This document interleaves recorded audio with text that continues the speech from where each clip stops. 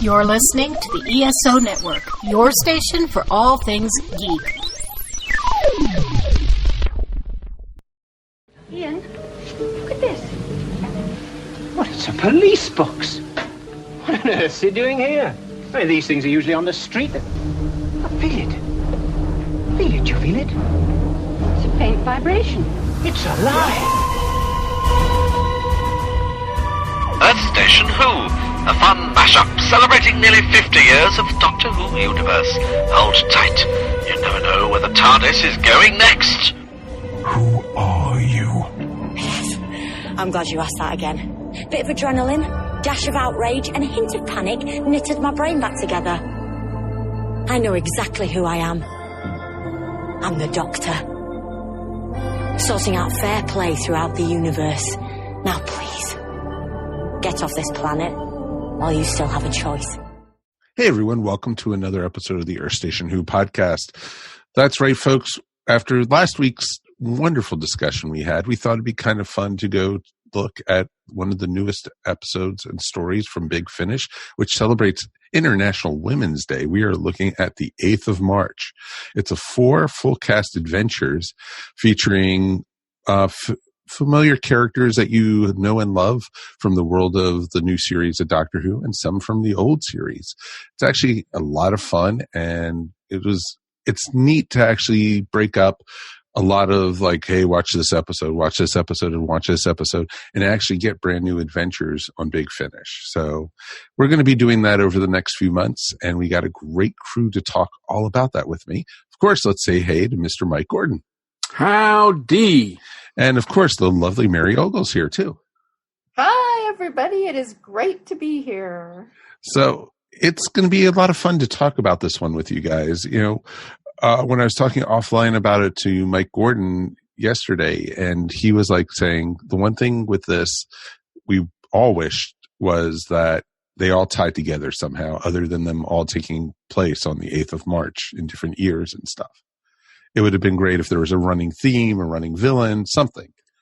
Well, I mean, we'll talk about it, but that was before I'd finished listening to it, a couple of others. And I think there are some, I don't know if they're intentional, but there are very subtle themes and not so subtle themes throughout these, but they're not directly, it's not a 4-part adventure.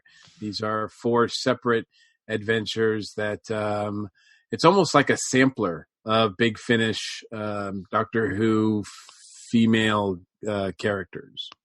Exactly. That's a great way to put it. It's like, you know, instead of it being this one adventure that winds through the different, you know, characters and such and them teaming up at points, you have different team ups from different eras of some of the characters you're familiar with and some that you've never seen together. So it's actually kind of fun, and we'll talk all about it. But of course, we want to hear from you at home. Please write us at eswpodcast@gmail.com or call us at 404-963-9057. And, you know, leave us some feedback. We'd love to hear from you. And speaking of feedback, we got a bit of feedback to talk about from this last episode we did, where we talked about, you know, the work of feminism in the new series of Doctor Who. And we got some interesting emails. So usually we do emails at the end of the show, but I just thought it'd be a little more appropriate doing it at the beginning of it. So, you know, definitely, you know, there's no new Doctor Who news yet. They're still filming the new series, but nothing's really leaked out or no news. And I guess no news is good news in a lot of cases. So we're going to talk about the emails now. And we got a few different ones from some friends of the show, a couple new people that we've never heard from before. And you could tell some of these are from people who have never listened to our show. So, you know, we're going to talk all about it. And, you know, we'll be, you know, presenting our commentary in the meantime. So, Mike, you want to do your first one? Sure. Yeah. The first one we're going to start with is from MikeD. So it's another Mike. AKA D. Sure. I don't know this person personally. I don't know if they've ever listened to us before, but if they did, thank you. And their email begins, I have 0 problems with Jodie Whittaker as the new Doctor. I love Michelle Gomez as Missy and as a Time Lord. I have no problem with him regenerating into a woman. Though personally, I would have preferred Jamie Murray, but that's just me nitpicking. For the most part, I think Jodie embodies the character well, and even more so, I love the idea of her traveling back in Earth's history and seeing how horribly women have been treated. It's an extra dimension the Doctor has never dealt with before. We get to see a taste of it in the Witchfinders, and I'm curious how she will deal with it in future episodes. The biggest problem I had with this season was the writing. There were some decent episodes, but I prefer my Doctor to deal with more sci-fi elements and not so much beating me with real-world issues, i.e. Rosa, Demons of Punjab. They can touch on those things occasionally, great, but it started to feel heavy and depressing after a while. I want to love my Doctor because it feels good and is unique, not dread watching the next depressing story about how much humans suck. And that's what Mike D says. So yeah, not really commenting on how we presented it in our podcast, but just basically giving his own 2 cents. Which I agree with some of those things, and some of the others will agree to disagree. Mike. No, but it was very well said and very thought through. Yeah, I think so. I don't agree with everything he said either, but I can see where he's coming from. Mm-hmm. Yeah. Exactly. But, it's good where they just don't complain like this next one that I got over here. And this one actually is from, so he puts himself as Brian Who, but his name is Brian Maddox. And he said, as a lifelong fan of Doctor Who and a Doctor Who follower, it peeves me off Doctor Who has been destroyed just to please PC and feminists. Gender swapping the Doctor doesn't fit in the established history of the show, and no one who's making it now seems to care about the show's past. It's like being rewritten. Brian Maddox. I kind of missed the whole point of Doctor Who with radically, as you write, that it was being rewritten. Yeah, that person doesn't get it. Doctor Who is about change and about evolving and becoming a better version of yourself. If you look at any of the companions, that is what it's about. And that's why in the Ninth Doctor era, you had Adam, the companion who failed, because he was using it to his own advantage. And, and that's not what traveling with the Doctor is about. That's not what the Doctor is about. Each time the Doctor regenerates, it's a whole brand new era. It's a whole new, feel for the show. And that's what it's been like over the last 55 years, almost 56 now. And if you don't understand that, that's pretty sad, because, all through the era, especially the new series of Doctor Who, they've hinted that Time Lords are, sexually fluid, basically, that they can be male or female, and regeneration changes it.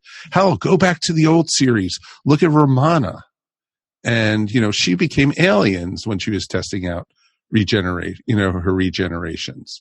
And, she was looking at becoming that. That's where it hit. And folks, it's right in the Fourth Doctor era. That's almost 40 years ago now. And, if you don't understand it, you're missing the point of the show. And that's what we hit on last episode. So, letters like this just annoy the hell out of me, because, the show, so there's a female Doctor. So what? They could have a 2-headed alien Doctor someday. So what?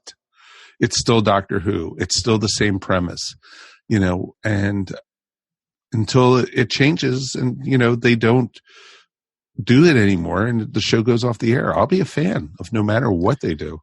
Well, I was very surprised. Well, kind of surprised. But when we released the episode, throughout the social media, we got a lot of responses from a lot of people who are Doctor Who fans, friends of ours even, who sort of were like, why are you covering this? Isn't this kind of old news? Emails like that prove that it's not old news. Exactly. I don't know if we made this clear when we recorded the episode, but a couple weeks ago, but we it wasn't like we sat around and said, let's talk about this. I mean, we got someone who asked us this question at a convention, and not because they felt that way, but because they were hearing that said from a lot of their contemporaries. So it was an issue that we felt that we should, kind of dip our toes into. So, and I think we did it was pretty fun in its own way to do that for this show, because it's a little different for us. But yeah, so the reaction, I was kind of surprised when I saw the reaction from a lot of people online. It was either like, yes, or that's old news. Like, I can't believe you guys are talking about this. But it was kind of interesting to see that dichotomy.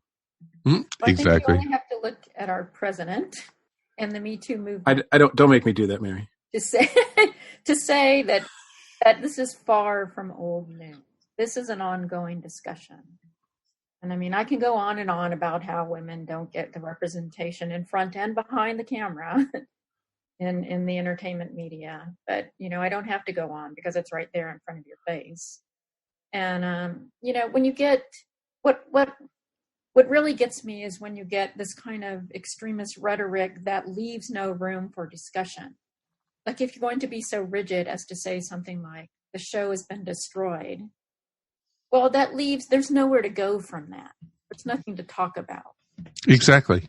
Shut your mind off completely, which is sad for you. However, I think it's really funny when I hear people say that the show now is being written for feminists, because let me tell you, I am a feminist. I am an unapologetic feminist. I will shout it from the rooftops. This show is not fulfilling my fondest dream of feminism. It's still got a long way to go. But of course. Is definitely taking, steps to get there. And I applaud that. And I applaud the representation. And so does the Big Finish that we're reviewing. So I wish, just all I ask is that people keep an open mind. I agree. You got a letter too, Mary? I do. See, I told you folks, we do have a lot of them to go. This letter is from, I'm sorry, I have not read this letter myself, so we are all going to be surprised, from Maria.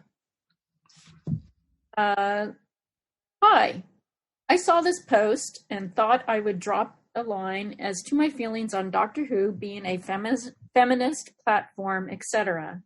That newsflash, yeah, it's not a feminist platform. I am writing this as someone who was rattled by the fact that the Doctor was going to be female. I am in my 50s, and so am I, and have been a fan for as far back as my memory goes. I had older brothers, and I can remember watching Patrick Troughton.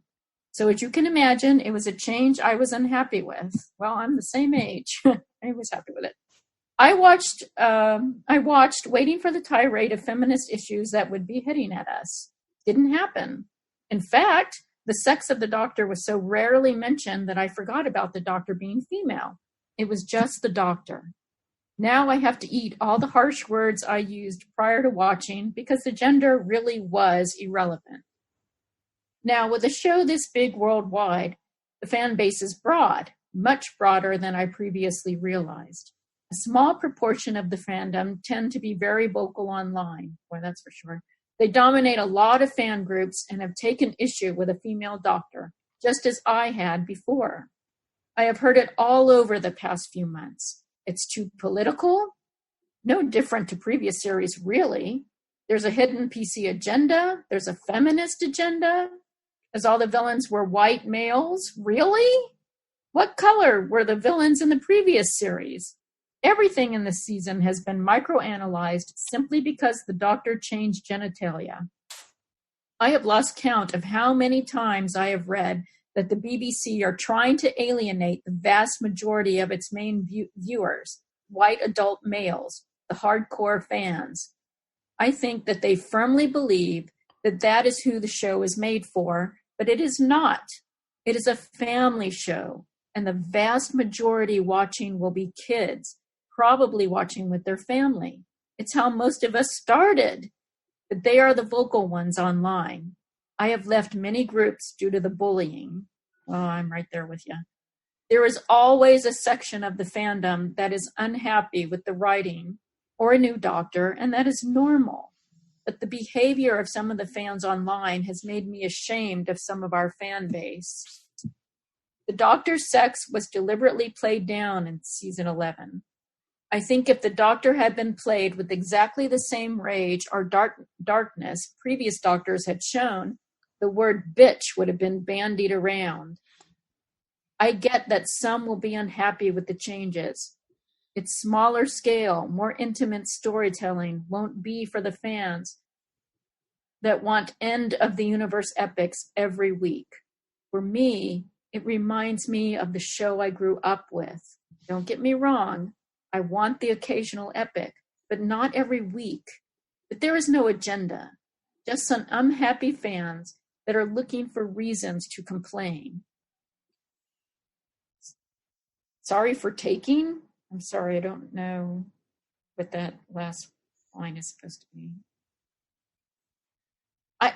Maria, interestingly, I shared a similar journey with you, and I will admit, and I will call myself a hardcore feminist. But in the beginning, when they first started talking about having a female doctor, I had some misgivings, but I know it was because, when I look back on it, it was simply familiarity.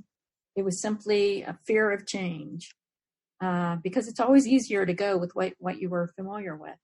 And when I opened my mind to it, as it sounds like you have done, then I saw all the possibilities, and I was thrilled.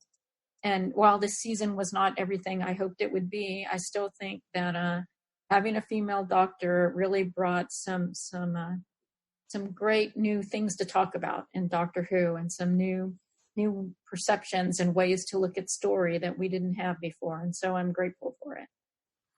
One point that Maria makes that I appreciate, and we didn't really, all season long, actually, I was frustrated because I thought that that Jodie wasn't given a chance to be super confident or super intelligent, or even have some of those doctor authoritatively rage-filled speeches that the other doctors are given.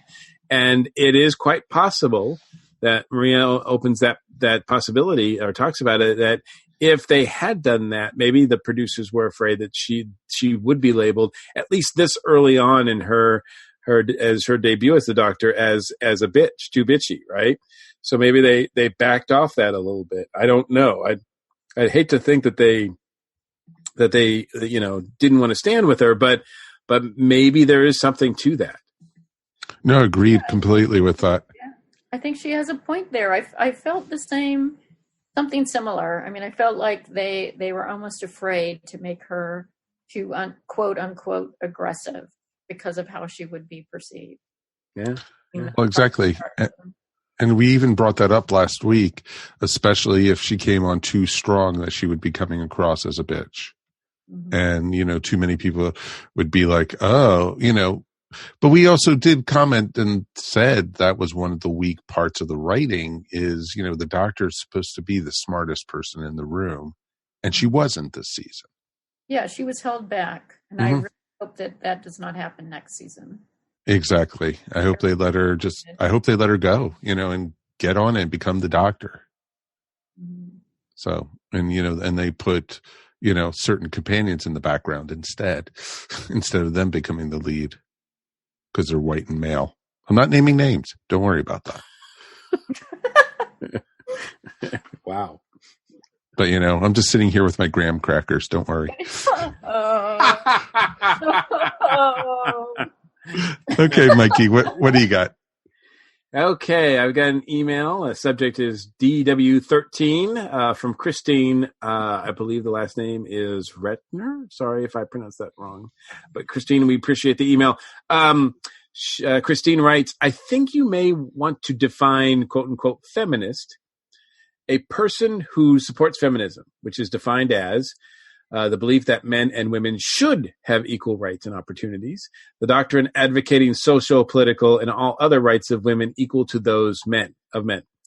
Feminism is at its core about equality of men and women, not sameness. And then she includes a link to a Forbes article basically talking about, it's titled, What is Feminism and Why Do So Many Women and Men Hate It? Then she goes on, perhaps all shows should be feminist. I would hate for the people who think females can't be as good as a male to have their daughters and granddaughters not believing they are as capable as a male or that they are not allowed to be as capable as a male. Even back in classic DW, there were female pilots, military personnel, captains of spacecrafts, leaders of groups. How is this different? It is different because she is the lead story, not in the background. It is different because for 50 plus years, people had an image of who Doctor Who was, and she looks and acts different. Doctor Who 10 would not say that Dr. Donna was, for that short time, the most important person in the universe, savior of planets and beings, if he did not believe it.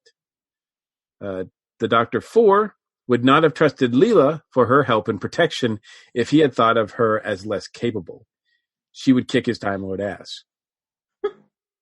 People hate change, especially when they have an emotional attachment to a particular pattern. This is normal. Using a writer and an actress as a scapegoat is silly. Signed, Christine. Very well said. Yeah, she makes some great points there. Absolutely. Well, it really sucks when people, feel so inferior about themselves and, they have to take it out on their favorite TV show if there's change in it. And, we find that all through fandom, though. It's just not Doctor Who nowadays. Yeah, I mean, it is difficult. I mean, for a show, as we mentioned before, it's a show that is about, that should be about exploration of something different. The fact that it's been on for 50 plus years, a lot of people get so comfortable with that, with certain things, and any sort of change to that, whether it be the change in the TARDIS, the interior or exterior, the change of the Sonic, the change of anything, can send the Doctor Who fans into a frenzy. And this was a pretty much a more radical change than all of that, I think.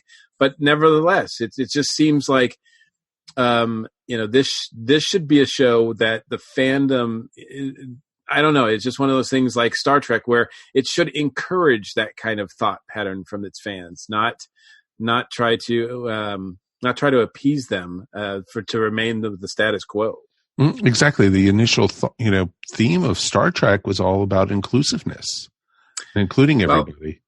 Well, yeah, I'm not gonna, I have definite thoughts on Star Trek and the way it started and the way what has happened to that. So that's a whole different other podcast. But I will say that, I will say as a fan of both Star Trek and Doctor Who over the past 50 years, I am much more proud of the advancements and the inclusion that Doctor Who has subscribed to and has incorporated in their show than I am of Star Trek. No, yeah, agree. It's all I can say is step out of your box. And that is the whole premise of Doctor Who. Every time the Doctor steps out. Literally, step out of the box. Step out of the box. Experience the world. Wow, that's cool. Well, and we get a lot of hate and such for Doctor Who, especially after every regeneration. Because, you have people who are fans of the previous Doctor are like, I'll never watch the show after this. This is not my Doctor. They've been doing that for 55 years or so already. They've been pretty good at changing the show and evolving it, like we've said earlier tonight. And it's just been interesting to hear what people think about it and to talk about it. There's people out there who still won't come back to the show because Tennant left as the Doctor, or, Matt Smith is gone, or this is nothing like the old series. I'm not going to watch it. You're missing a lot of great stuff. Yeah. Well, and that said too, I mean, look, I'm willing to throw this out there too. I mean, just because people are not watching it doesn't mean that they're necessarily like upset the fact that she's a woman. I mean, like there are, you can be critical of this show without being a racist, without being a sexist. You can't. So look, if people say they don't like they don't like the show because X, Y, and Z, that's fine. But if they start saying they don't like the show because there's a woman in the place, then that's where I'm like, that's where I tune out. Mm-hmm. Yeah. Exactly. Well, I mean, we've all been pretty critical of this series, but I don't. But we all no, really. But we all, I think, have appreciated Jodie and her portrayal of the Doctor. Yeah, we have. But if someone said to me, "I don't like Jodie Whittaker. I think she's awful," I would be like, "Okay, I can understand why you wouldn't watch Doctor Who." But if they're like, "I don't think the Doctor should be a woman," then I'm like, "Okay, I have no time for you." Yeah. Exactly. All right, we got one more email. Whew. All right, let me pull it up right here, and this one is from our friend Mark Heffernan. Hey, Mark. Howdy, Mark. And he wrote, Mike and Mary, listened to the show a couple days ago. Here are my thoughts regarding Series 11. Chris Chibnall had already said prior to the showrunner that the series would be something different, and I went in with an open mind. As he said at the end of the podcast, Doctor Who is a show about change. I think part of the problem is that embracing change is difficult for people, including Whovians. The first two episodes, which did not feature the TARDIS, suddenly had Whovians worried that the series would be a series-long arc about finding the TARDIS. This could have been an interesting idea and certainly something quite different from what we have seen in modern Doctor Who. That was a real disappointment about Series 11, the fact that Chris Chibnall simply didn't go far enough. Yes, the series featured all brand new adversaries, which I thought was a great idea. After all, even the Daleks and the Cybermen were new at one point. I don't think there was anything wrong with the Doctor not knowing some of these new adversaries. The universe is pretty big, and I don't think even the Doctor has been everywhere or seen every single race of sentient being. Rosa and Demons of Punjab were the standout stories for the season, but one does not have to wonder why they had even had aliens in the stories. Both would have worked out just as well without the alien presence. Once again, Chibnall didn't go far enough and simply do a straightforward historical story. Even with the TARDIS crew, I found the new dynamic to be quite different and refreshing. It felt like a great deal like the old First Doctor era in some ways. Graham, in many ways, took the role that the First Doctor played in the first season, the older, wiser, and more cynical gentleman, while the Doctor herself was really playing the Barbara role, intelligent but less cynical and more empathetic. As far as the feminist and or social justice warrior agenda, well, I'll just say this. If you're looking for a feminist agenda, you're probably bound to find it. So many YouTube, internet comments, Savage criticized Series 11 and then followed it up by criticizing the Captain Marvel film. Oddly, most of these critics seem to love the Shazam film, which, to be honest, also has some SJW elements. After all, Billy Batson's foster family is blended and multicultural, yet for some reason Shazam gets a pass for doing this that Series 11 and Captain Marvel did not. Long story short, and apologize for the long email, I think Chibnall wanted to do something different, and I think he held himself a bit back rather than fully embracing the mantra of change. I think the big reason for this is that there was an assumption that it strayed too far that the Whovians would balk. Given the reaction of Series 11, I think that's true, which for me, I think is a little sad. I'll probably accept the role of Series 11 apologist, and while it certainly wasn't a perfect series, I do think it was the most different and interesting Doctor Who series that I've seen in a long time. Mark Heffernan. Good letter, Mark. Thank you so much. Thanks, Mark. Yeah, thanks, Mark. I think you hit on a lot of points that we did bring up last week. I do disagree that this series felt a lot like the First Doctor era, just because it shouldn't have been Graham in the front. It should have been the Doctor. And the Doctor should have been in the Doctor role, not Graham in the Doctor role. Does that make sense? Mm-hmm. Oh, yeah. So, that's the only thing I have to disagree with you. But otherwise, I think you were pretty, spot on there. And I do think certain points where Chibnall was headed in a certain direction, I do think he backed down a little bit.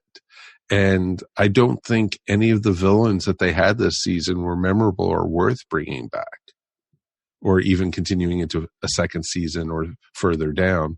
It's just not, even the one that, was it Ryan sent, into the prehistoric past or something, in the Rosa story. I don't ever want to see that guy again. I don't ever want to see Tim Shaw again, or that Chewy alien thing, whatever. No. So no, there's nothing really, worth coming back to. And that's kind of disappointing. Yeah, there are some one-off villains that were fantastic throughout the series, from old series or new series. And, that's great. And all villains don't need to be recurring Cybermen or Daleks or Ice Warriors or whatever. God, I did not ever want to see those farting aliens ever again. And they were big time in Sarah Jane. Yeah, unfortunately. So, I don't think, Doctor Who is about history, and this ignored history. And I think that's what bothered me the most. I don't mind taking chances, and I don't mind them putting out, the Doctor's female, get over it. She's the smartest person in the room. Let her be. Don't hold her back. Don't put Graham as the Doctor role. That's not what the show is about. The companions are there to support the Doctor, not be in charge of the Doctor. But, I think everyone gave us some really good feedback. And I think, thank you for these letters, everyone. Please keep them coming. If you have more comments, definitely would love to hear them. Absolutely. And if there's another topic that you would like us to tackle, whether it, whatever it is, we've got a lot of time between now and the premiere, whenever that may be. A lot of time of the new season. So, yeah. So we'll do anything to avoid Trial of the Time Lord. So, if you've got something that you would like us to tackle, feel free to send it to us, because we'll take a look at it and, get a group together, and you might be even among that group. Exactly. If you give us the idea, you're welcome to join us on the station here. And, you could help us watch the paint dry till Dr. Who comes back on. So, definitely please write us eswpodcast@gmail.com. We would definitely love to hear from you guys. I think this is a good time to take a break, and we'll be back in a moment, and we will talk all about the 8th of March.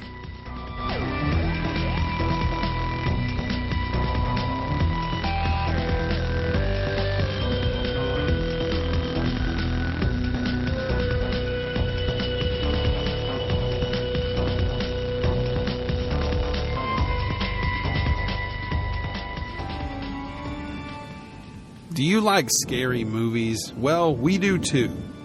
That's why the Spooky Dudes are talking horror movies every single week. We discuss the latest in horror news and review a different film in each episode. We'll bring you our opinions on the classics, the new stuff, and a little bit of everything in between. So if you enjoy horror movies and lighthearted fun discussions, check us out, the Spooky Dudes podcast, right here on the ESO Podcast Network. Everyone, welcome back. Now we are talking all about the 8th of March. It's 4 full cast adventures featuring characters from both new series and old series. It was interesting. I enjoyed it. Some of the stories I liked more than others because of the characters, and, I liked hearing, some of the team ups they had, and you had characters meeting each other for the first time in a couple of these, and they worked really well. I don't think any of these didn't work together, but what do you guys think? I thought the first one was the weakest one, but I still enjoyed it. The River Song one? Yeah, and I love River, don't get me wrong, but for some reason the story felt a bit flat to me. And there weren't as many sparks between River and Leela as I was hoping for. I think part of that was just the way Leela was written. She didn't feel in character to me. I haven't heard any of the continuing adventures with her on Gallifrey. So I don't know what they've done with her, but she seemed, I hate to say it, almost civilized compared to how she used to be on the TV show. Yeah, exactly. She was toned down. And well, not only that, but she seemed kind of like she didn't add anything. Like I'm like you guys where I was, I mean, Leela, I'm not going to lie.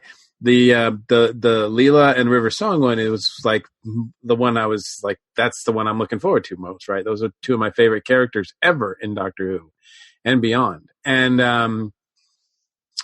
I was really looking forward to this one, and it starts right off the bat. And listening to it, I kept waiting for Leela to like prove herself in this story, to do something that was, both Leela-like and yet integral to the outcome, and she really didn't. So that was a shame. And some of the other characters get used a little bit like that too. I will admit, out of all four of them, I can't say that I was like over the moon thrilled with any of them. I enjoyed it. It's a nice sampler. I like all the characters that they had. And it was kind of cool, like just listening to continuing adventures featuring all these characters. But overall, I was not terribly impressed. I thought that that they were just the stories were overall. Some of them had good premises, but they went on too long. They, like we joke about like how sometimes a Doctor Who serial will go on and have too many chapters. I kind of felt like the one featuring Ace and Bernice Summerfield was like, it should have been like half as short as it was. Yeah, I really enjoyed that one. I think that may have been probably my second favorite one. I think I like the Paternoster Gang one. Yeah, I'll have to say that I'll second that. The Paternoster Gang one was probably my favorite of the bunch. Mm-hmm. Agreed. I liked how they all tied together, and it's kind of cool that we got to interview two of those people there. Oh yeah, that was awesome. So, but yeah, I liked that story. I thought it was the most well-rounded, and I also enjoyed, the characterizations, and, and I'm glad it was pretty awesome that, Dan Starkey as Strax was very minimal in it because he was captured.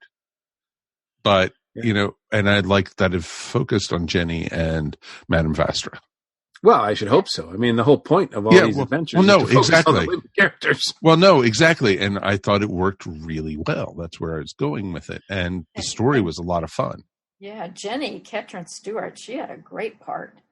I mean, she got to do a lot. She got to do a lot both separately and with Vastra. And their personalities really shone through. I mean, they did a great job of acting those characters in audio. You really felt like they were the characters and not the actors. Mm-hmm. And really, I did like, anytime you saw them during the Matt Smith era, especially, you felt like they were having other adventures away from the Doctor. And I thought it was pretty awesome that, now you're getting in Big Finish to see these adventures. And this is just, this is almost like making me now want to go out and pick up a couple of the other adventures they have. Well, they're getting their own series, the Paternoster Gang. They're in June of 2019. It's called the Heritage Series, and they're getting 4 box sets. And I am so glad they're doing that. Yep, exactly. It's like, ooh, that whetted my appetite for it. So it was a lot of fun. And I didn't mind the Ace story because I've always been Ace is one of my favorite companions. So, and it was neat to hear her with Bernie Summerfield. And, it was mostly Ace. And I liked the little cameo at the end by Sylvester. And, but I love how Ace had to be the Doctor in this one pretty much. This one felt like to me that this was originally an Ace and Doctor story and they rewrote it. I really got that sense from that one, that story in particular was, and Ace was great.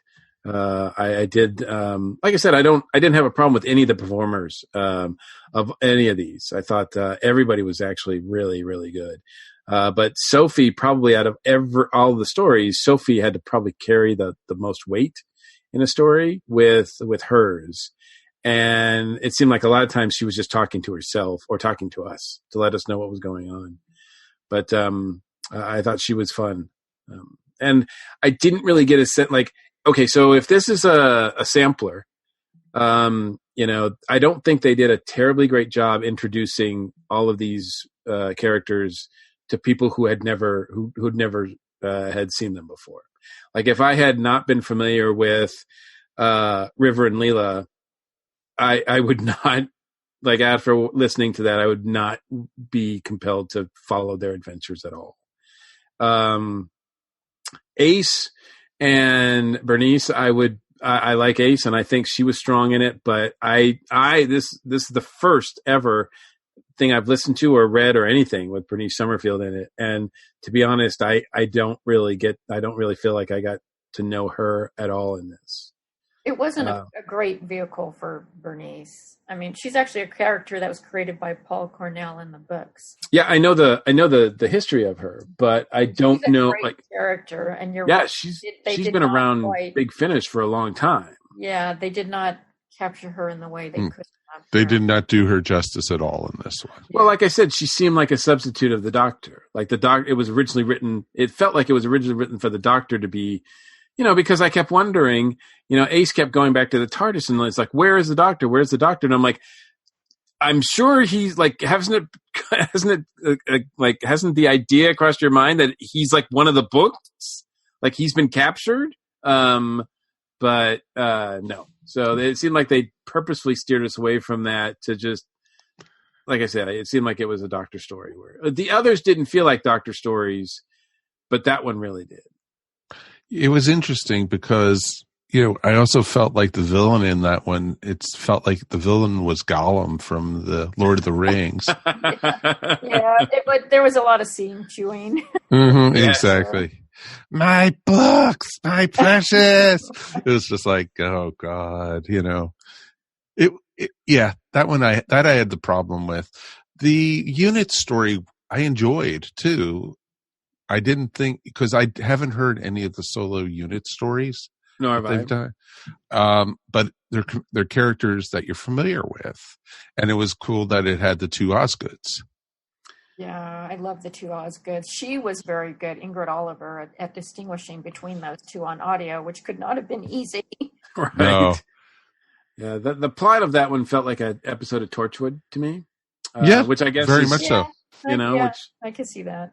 Yeah. So, but and not in a bad way. I thought that one was kind of interesting.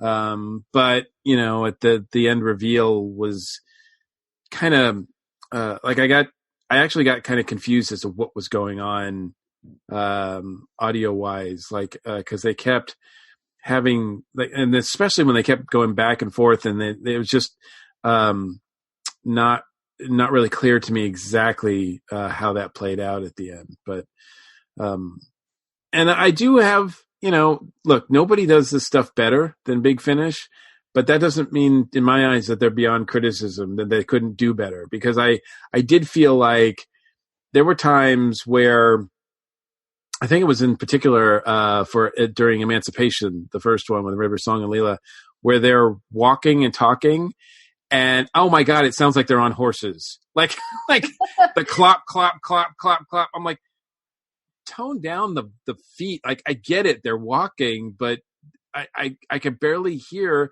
the dialogue over the clopping of these these feet. I just thought it was kind of annoying at times. Some of the audio cues were like just they didn't thrill me. So yeah, no, agreed. Happens a lot on audio, the walking thing, or they exaggerate certain sounds. Yeah, and it's not really necessary. I mean, look, we don't granted, we take it for granted on TV and stuff when we just see people walking and they're talking, and there is a sound there, but we just don't. I mean, we tune it out. But I think that they could dial it back so that it's not necessary.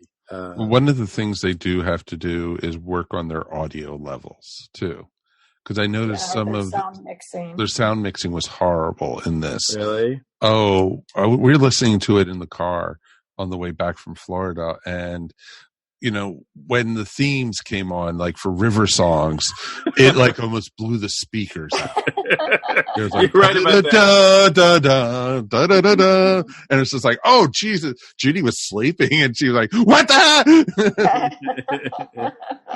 the? Keyword is was sleeping. Yeah. Well, exactly.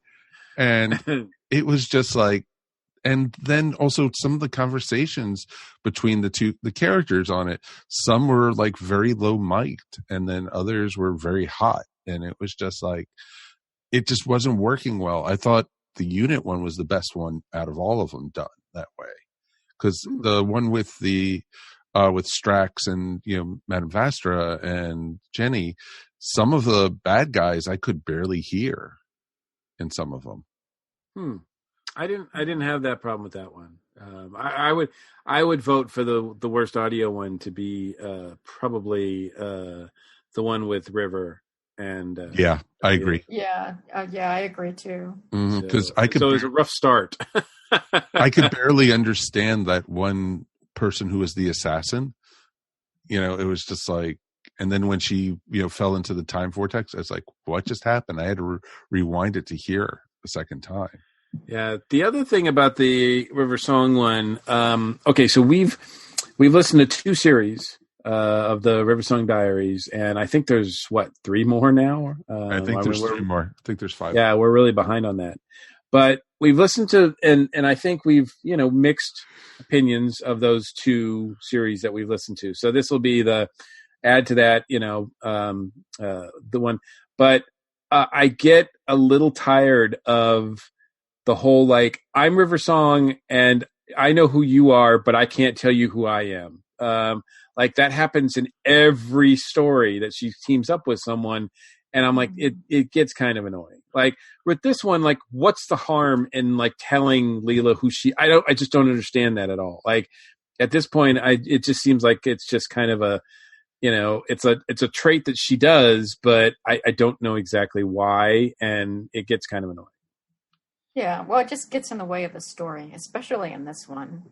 Well, and it's so annoying. Like, we need to team up, and I know all about you, but I'm not going to tell you anything about me, and except for occasionally hint at who we might have in common. And it's all cute for like the first couple stories, but after like listening to this is the 8th or 9th that I've listened to like this, and it gets kind of old.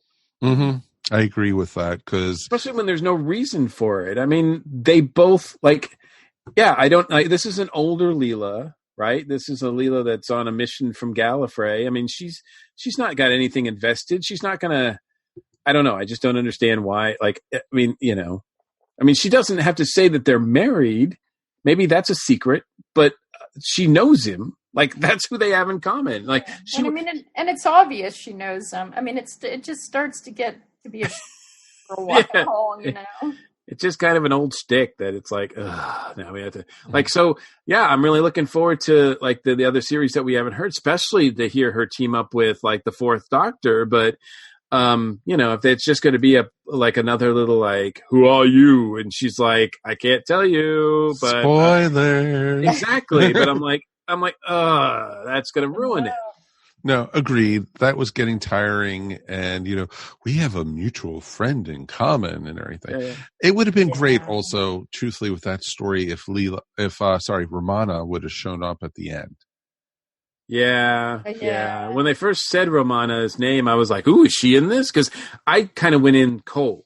I was listening to these, and I had I didn't really read up first. I just played it, so I didn't know which stories were happening in which order. I didn't know who was starring in. I knew kind of roughly who was going to be in them, but I had no idea like who was going to team up with who or whatever. And so for me listening to it, it was kind of nice to be like, oh, okay, this is the one with this person, that kind of thing.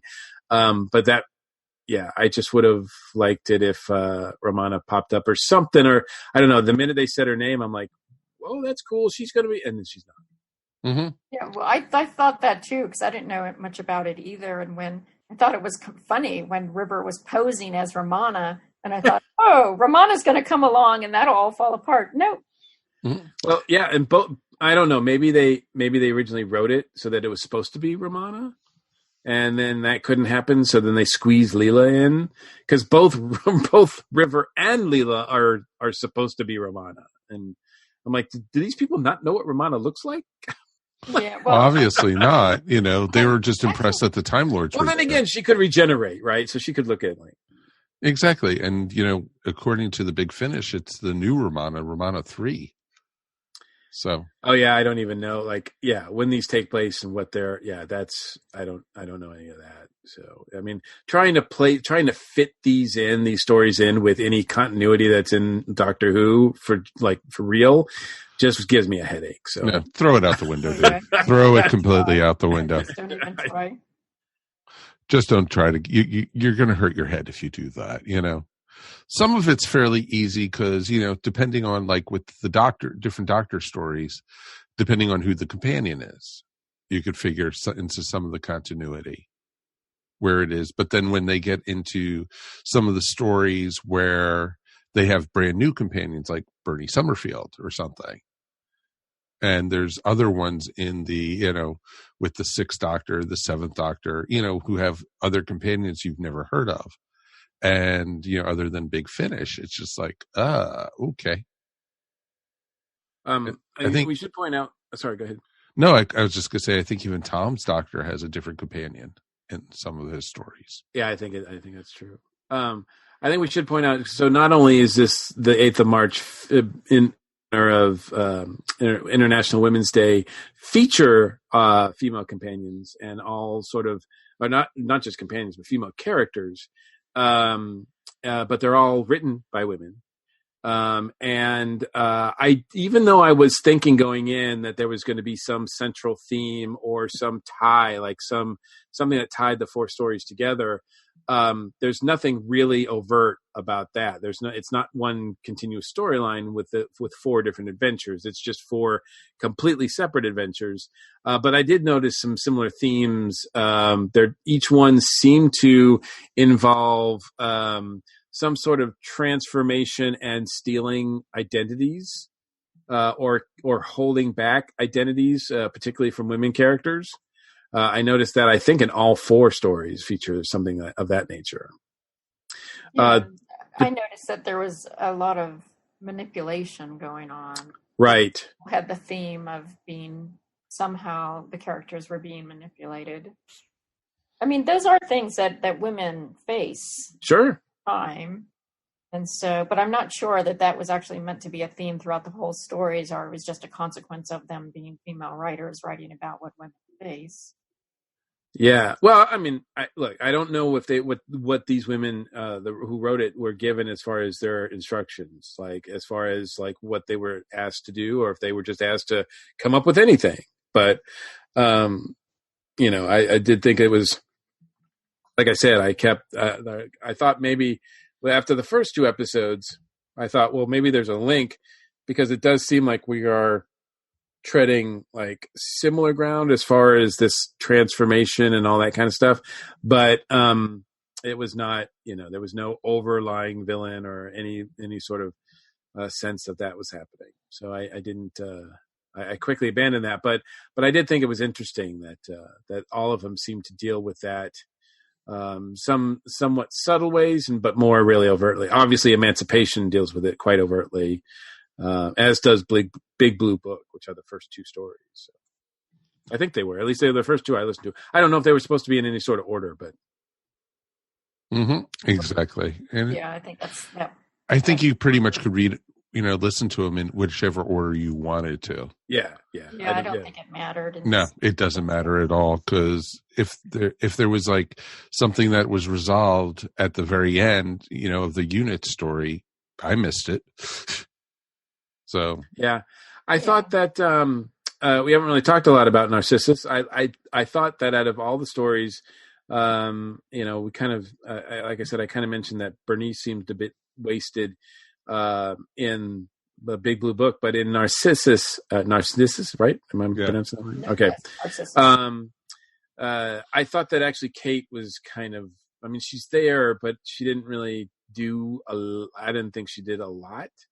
Yeah. And in some cases, I thought some of the writing of her character was not very complimentary. I thought that she seemed kind of like not very smart at times. I didn't see that. I thought she was the one pushing the pieces together, assigning the different Osgoods to, go out. And even one of them, you don't know which one it was, but one of them, the Zygon creature, that, version of Osgood, was able to take shape of another, member of UNIT, and was able to go into, try to infiltrate the dating site. And, it was interesting that she was the one pushing the pieces, kind of what a brigadier should do. And, the commanding officer. And, she set up the pieces trying to, hey, we have proof that you're being infiltrated by the alien virus, on your website. And, the whole thing with that, and what the other member of, UNIT was going behind her back and pretending to be the reporter. And I thought it was interesting. I thought it was going to be revealed that was part of her plan, but it wasn't. And I think that's what I was disappointed, because I was like, she seemed, in the first part of the story, she seemed so together. Like she was legitimately like making sure that the two Osgoods were doing something else, while she and the other one were like looking into, the disappearances and everything. And so I thought that was going to play into, like, that be part of her plan. But when it turned out that it wasn't part of her plan, I think that's when I was just a little disappointed. Nope. Agreed. I could see that. And, because you had had everybody, going off on their own, it seemed like, and she should have been in better control. So that I agree with. I mean, I feel like they even did that to her in the TV series a bit. Yeah. Yeah, I'm sure. Yes, I think you're right. I love the Kate Stewart character. I wish they would do more with her. I felt also that she did not get used well in this story, or at least for part of it. And I mean, I do now. The Osgood's got a great part. I mean, Ingrid Oliver found a great this part. But yeah, I mean, Kate Stewart needs to come across as more of a leader than she sometimes does, I think. Right. Well, even when, in the 50th anniversary special of Doctor Who, when, she had the TARDIS picked up by the helicopter, and she contacted the doctor, and she was like, "You're in the TARDIS? Oh my God." Like, she was not prepared for that. Mm-hmm. And it just is like, yeah, I could see that. Yeah. I mean, she's a military person. She's worked her way up through the ranks. She's the leader. It doesn't make sense for the character. Yeah, and she's also, the daughter of the brigadier, right? So, like, she should know some stuff, like, and she should not be afraid to take command, because he certainly wasn't. And not to say that she should be a clone of him, but certainly that sort of in some cases, I would like to see her be just as authoritative, but smarter. And I guess maybe sometimes when she's not, I get a little bit disappointed. So, so that was that. I mean, it was all right. I thought, but obviously, yes. I mean, I don't know if we want to rave any more about it, but the one with the Paternoster gang was my favorite. And look, I mean, 4 of the women who participated in this, I've met within the last couple of years. So that's pretty cool. But obviously spending time at Conke with both, Nia McIntosh and, Catherine Stewart was like that's like, I was so happy because when we were on stage with Catherine, she didn't know what she was going to be doing next. She didn't even know if she was going to be doing Big Adventures. I mean, we kind of hoped that she would, and she thought she would. So it was really nice to hear her in this, and the fact that they're doing that. Mm-hmm. And she Exactly. too. Hmm? Really, she did a great job. I really thought she brought that character to life. Yeah. Yeah, which is not the same as on video, and I applaud her for that. Oh, you liked her better? You thought her better in this than in actually some of the shows? No, I don't think she was better. I think she I get you. a whole different way of acting on audio, Gotcha. and I thought she aced it. She did it. Ba-dum-bum. No, that was Sophie. I found it interesting. Good. I've heard several aces, and she's great. She sounds so young. I know. She does. I don't know how she does it, but she sounds just like Ace always did. Well, Mikey, if you go back to the interview we did with her, and that was almost 8 years ago when we interviewed her at Timegate, she sounds exactly the same. Yeah, it's not voice manipulation. It's nothing. It's no trick of the boards. It's all her, and she sounds just as young and as energetic as she did when she was first doing those. Like, it's amazing. I thought it's interesting on the cover that Madame Vastra is like the center of the shot, like, and all the other women. Like, you would think that it would be, just because of Alex and her popularity and everything, you would think they would put River Song like dead center in the middle, but nope. I don't know how they decided who would be who would get the center spot with all the cast, but it's kind of fun that it's Madame Vastra. Mm-hmm. Maybe they were just trying to distinguish it from Diaries of River Song. Maybe. I don't know. I mean, and certainly, for a Big Finish and their relationship with Bernice Summerfield, you'd think that, you would excuse them and forgive them if they wanted to make Bernice like right dead center. Like, that's our character, but nope, they didn't. I liked the different characters, and I just liked, I enjoyed it, and I definitely would recommend this for people to listen to. Oh, I would too. I totally enjoyed it.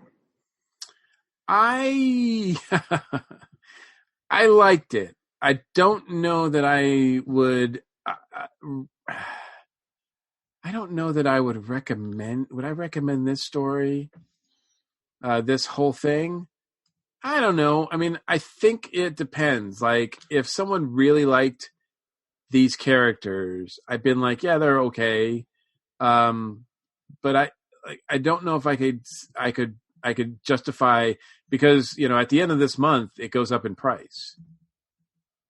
And I think it's because it was like 25 or 20 pounds, and it's going to go up to like 30 or 35 or something like that. I don't know. It says something about them going, like, at the end of April, it's going to increase in price. So, so I don't know that I could justify and say, hey, yeah, it's worth $25. No. I think if you're a fan of these characters, I do think so. Okay, well, it's fair. I mean, that's true. I mean, if you're a big fan of these characters, if you're not familiar with these characters at all, I don't think I could say you should start here. Yeah, well, I may agree with you there that maybe you shouldn't start here, but I think for me, I mean, overall, I really enjoyed it. Frankly, I enjoyed it more than some of the Diary of River Song. No, I don't disagree with that either. Because as we've discussed when we reviewed those, some of those were disappointing. And, look, I mean, Big Finish is, like I said, they're the best at what they do, and I in my opinion. And we've listened to some that are pretty damn good, and we've listened to some ones that are okay. And I would put this more in the okay category. Certainly not because it has a feminist agenda, though. Let's make that clear. Oy, that just popped its ugly head up again. Better if only it were all male. If it was just all the male companions, that would, like, if it, So that would be 6 characters? like Strax is featured on the cover, and you've got got Rory in the background, and Jamie, and exactly Harry Sullivan, and Danny Pink. Is that what you said? Did you say Danny Pink? Oh man, and Adric. You can't forget Adric. No. Okay, guys, you know what would make this perfect? If it was just Graham. Graham dude, if I wanted that, I'd just watch the last season of Doctor Who.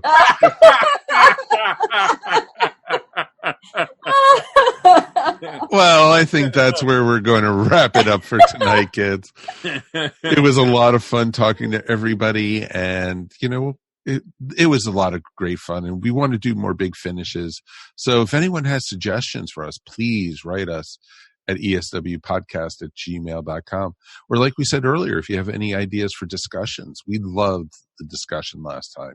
So we'd like to be doing a lot more of that. So please definitely write us and let us know what you think would be great topics. And we want to see you all at Wholanta in a few weeks. Exactly. Mike and I will be at Wholanta. Well, we'll have one more episode before Wholanta coming out, but we definitely want to see you guys and definitely talk to everybody. And Sunday at 11 a.m., Mike and I will be on a panel. Sadly enough, Mary will not be able to join us for it, but we're going to be talking all about who was your first Doctor and why did you stick with the series. So it's going to be a lot of fun to do and chat about. And of course, next time when we come to you, we are going to be looking at Vincent and the Doctor. That's right. We're going to the 11th Doctor era. We haven't reviewed that one up here yet, so I think it's going to be a lot of fun to do.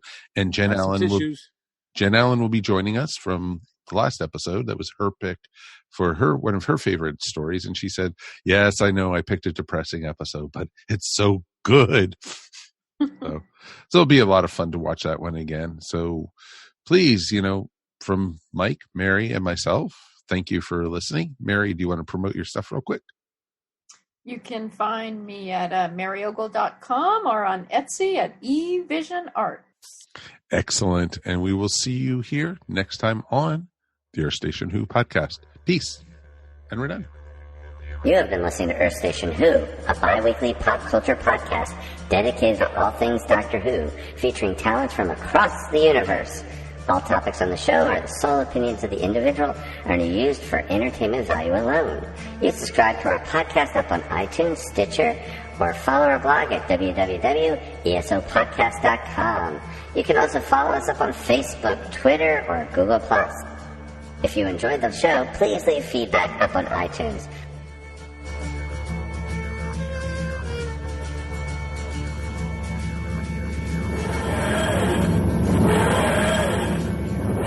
Did you know the ESO Network has a brand new Patreon? That's right. We're asking for your help, and you can do it for as little as $1 a month. Don't fret. All your favorite shows will still be available for free as always, but now you can get exclusive podcasts and more not heard anywhere else but on our Patreon. To sign up for the ESO Network, Patreon's easy. All you have to do is click on the link on the top navigation of the ESO Network website or go to patreon.com/ESO Network. With your support of the ESO Network, it's you who will reap the rewards. This has been a broadcast of the ESO Network. Be part of the crew and help support our shows by donating to our ESO Patreon or by shopping through Amazon.com or the TeePublic store, which can all be found at www.esonetwork.com. The ESO Network, your station for all things geek.